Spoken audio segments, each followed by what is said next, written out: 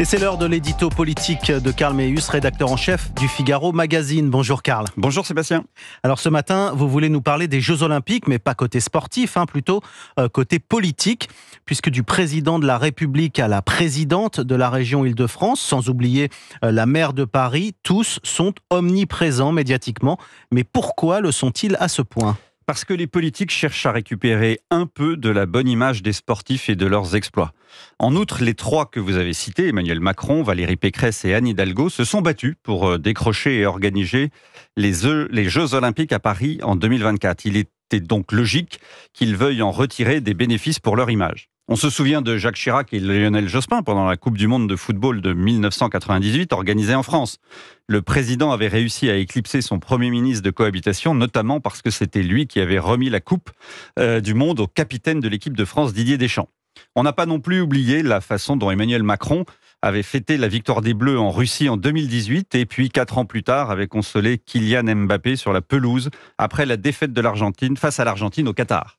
Et est-ce payant en termes de popularité d'accompagner de la sorte les sportifs et leurs exploits ? À court terme, oui. La cote de popularité de Jacques Chirac avait connu une hausse après la victoire de la France en 98, comme celle de Lionel Jospin. Mais c'est de courte durée parce que la réalité rattrape vite les présidents et les politiques. Emmanuel Macron est bien placé pour le savoir, qui a très peu bénéficié de la victoire de la France en 2018, remplacé médiatiquement parce que les médias ont appelé l'affaire Benalla.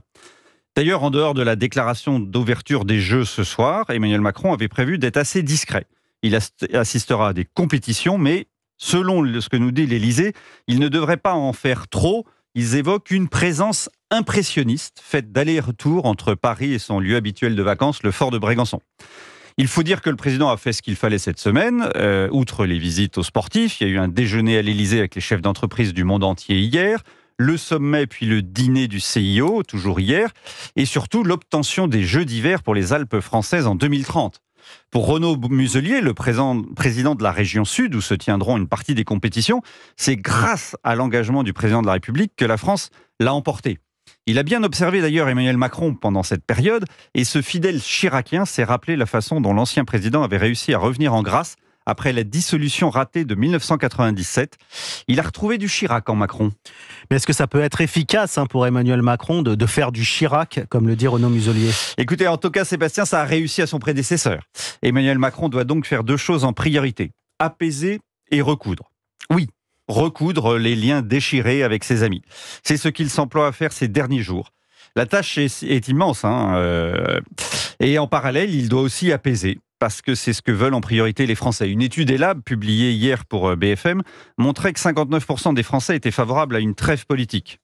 Évidemment, le plus gros contingent des favorables se retrouve chez ses soutiens, 90% à Ensemble, mais aussi à droite, 78%. C'est plus équilibré, évidemment, au Rassemblement national, 50-50, et seulement 44% des électeurs du nouveau Front populaire y sont favorables. Reste qu'en accompagnant la volonté d'une grande majorité des Français, Emmanuel Macron peut espérer voir sa cote de popularité remonter, donc retrouver des marges de manœuvre et conserver son autorité. Point de départ, pense-t-il, de la reconquête de son camp en vue de la présidentielle de 2027. Car à l'inverse de la phrase sur les valeurs de l'olympisme prononcée par le baron Pierre de Coubertin, en politique, l'important ce n'est pas de participer, c'est de gagner. Signature Europe 1, Karl Meeus, rédacteur en chef au Figaro Magazine. Merci Karl. Merci. Et à lundi. Bon week-end.